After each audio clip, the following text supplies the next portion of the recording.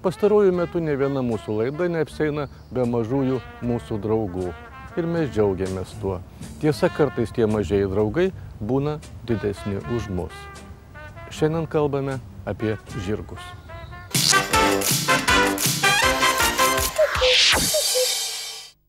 Vieną žurnalistų, farmacininkų, menininkų ir aktorių kompaniją bemaž kasdien galime sutikti ten, kur nėra vietos pagiroms, tuštybei, blizgučiams, ten nespraksi fotoaparatai, nesisukioja vienadienės žvaigždutės. Čia miškų apsuptyje svetingos Jonušų šeimos žemėje prieglobstį rado keletą žirgų globos asociacijos augintinių. Dabar jie jau iš tiesų įgijo arklio pavidalą.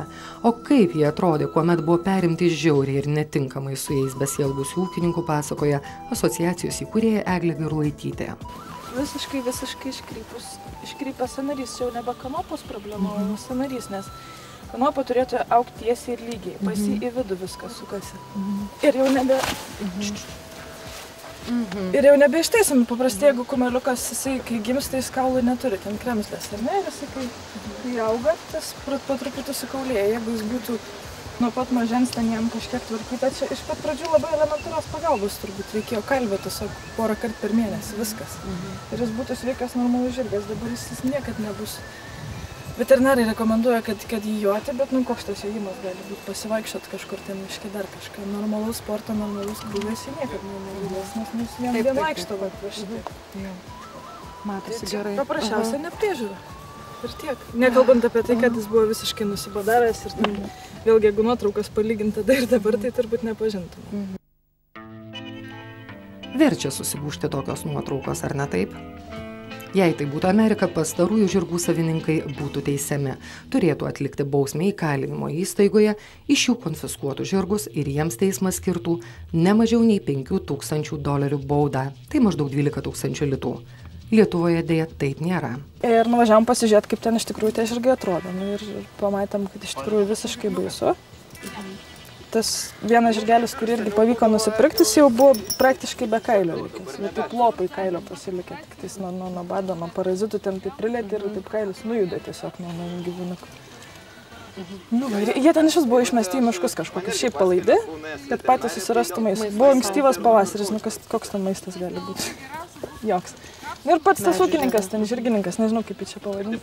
Jisai pats visiškai neslėpė jo, sako, va čia 8 krito neseniai man, bet jis taip natūralu atranka.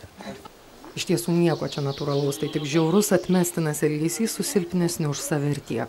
Bausti reikėtų tokius žmonės kur kas rimčiau nei vargana 200 litų bauda. Iš tokių aukcione nusipirkę keturkojus klipatas žirgų asociacijos nariai ir jiems prijaučiantys jauni žmonės pagalbos sulaukia jau tikrai ne iš oficialių institucijų, o iš privačių asmenų ir gailestingų veterinarijos gydytojų. Yra silpnybė tiesiog galbūt silpnesniems už žmonės, kurie negali savim pasirūpinti. Ypač kai matai žirgą, pavyzdžiui. Yra ir šuniukai, aš turiu šuniuką iš prieglaudos. Yra kažkoks sukirba širdį dalykas. Kad norisi tiesiog, norisi jį pagloboti. Padėti tiesiog. Jo, padėti. O finansiškai tenka prisidėti kažkiek tai, ar kažkaip tai kažkokiais būdais kitaip? O Jėzus, finansiškai tai aš ant jos, ta prasme, tiek išleidau, kad jau nežinau, daug labai iš tikrųjų. O kadangi, kaip sakau, aš tai sakau, kad nes žirgai turėti... žirgui kainuoja tiek, kiek ir žirgui. Be abejo. Vaistai ir maistas ir priežiūra, nes jinai ir serga, ir susižeidžia, ir visai kitaip. Ši sena policininkė, jie taip meiliai vadina jos bendrasavininkiai, žurnalistas Marius ir farmacininkė Justina. Buvo nupirkta raitosios policijos aukcione. Jei ne jie, kumelė būtų keliavusi tiesiai į skerdyklą. Meilė, svajonė. Atsirado toksai kaip projektas, proga būti bent jau bendrasavininkė arkliuko. Tai panašiai, toksai skelbimas internete buvo ieško arklio bendrasavininko, ar kažkaip panašiai buvo formuluota. Pakankamai originalus skelbimas ir kažkaip galvoju, kodėl ne. Tai ir kažkaip netikėtai jie gavosi ilgalaikė pažintis iš arkliuko. Tai bendraujame iki dabar. Tai ir labai neblogai. Dažnai leidžiat laisvalaikį čia? Ganėtinai. Kokius 4 bent jau kartus į savaitę. Kiek atokiau nuo mūsų sodybos šeimininkas dailininkas Rimas Jonušas vaiko savąją 3 metų kumelaitę Smilgą, sveikiausia šioje nedidelėje keturkojų klipatėlių kompanijoje. Liežuvis neapsiverčia atsakyti Eglei Gerulaitytei ir kitiems, kuomet į sodybą jie atveža eilinį vos gyvą sutvėrimą, kadaise buvusį arklių ar sportinių žirgų. Geriausias dailininkas tarp ūkininkų. Geriausias dailininkas tarp ūkininkų. Rimai, kaip atsitiko, juk jūs čia apsigyvenote, tai šitą žinau, bet kaip atsitiko, kad sulig kiekvieną dieną jūsų kieme vis daugėja žirgų. Ir šuniukų taip pat, kiek žinau. Iš meilės, kaip sakant. Mylim gyvūnus, gamtą, tai vat, kaip sakant, kiti tai juokiasi, sako, ar tau apsimokam. Tai sakau, kaip pažiūrėt, tokio tiesioginio tai nėra, aišku, apsimokėjimo, bet, pasportuojam, pabūnam gamtoj, pabendram su gyvūnais. Tai man patinka, kaip sakyt, toks užsiėmimas. Tai toks yra apsimokėjimas.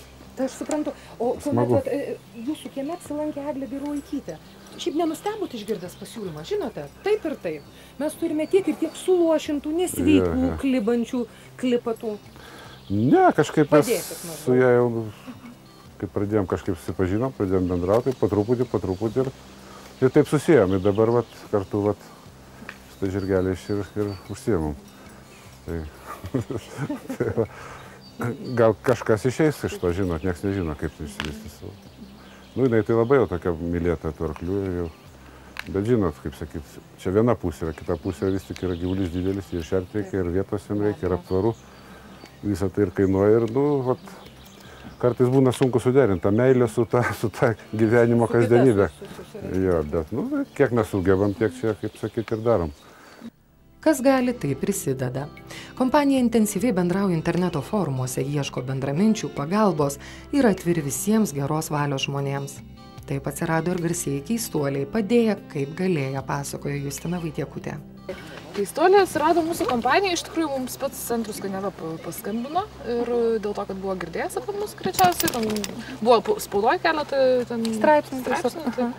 Ir jisai pats paskambino, mūsų ieškojo, norėjo irgi prisidėti prie tos visos veiklos, kadangi pats turėjo žirgus, jisai 2 berods, turi vieną, irgi mes pagalvojom kartais, kadangi ligotas, ir tiesiog pasakė, kad galbūt galim padaryti kažkokį renginį kartu ir bus šiek tiek ir pateikti visuomeniai šitą dalyką, kad yra tokia asociacija, kad yra tokia situacija galų gale su žirgais.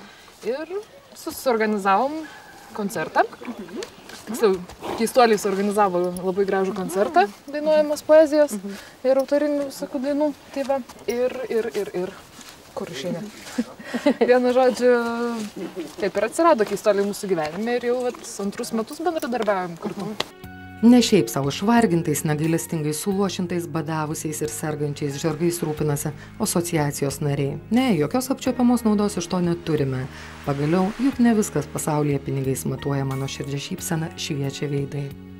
Žirgeliai mano gyvenime nuo gana anksti, nes jaunystėje mano tėtis pats dalyvaudavo varžybose, buvo tas sąjungos jaunių vicečempionas savo laiku ir po to jis mane treniravo, kai aš buvau 11-12 metų kažkur.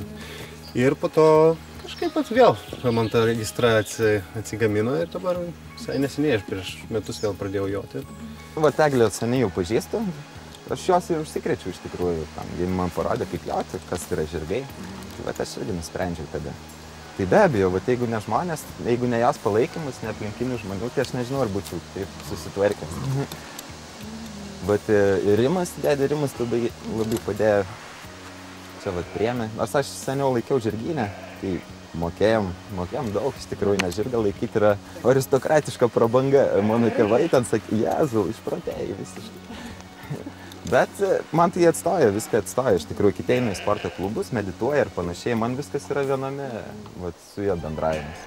Matyt ir žirgai supranta, ką jiems suteikia šie jauni žmonės, nei per žingsnį neatstoja nuo savo globėjų, galėtų dieną naktį eitų paskui antrą gyvenimą padovanojusius geraširdžius. Senos skriaudos pasimiršta, lieka tik graži dabartis ir rami senatvė.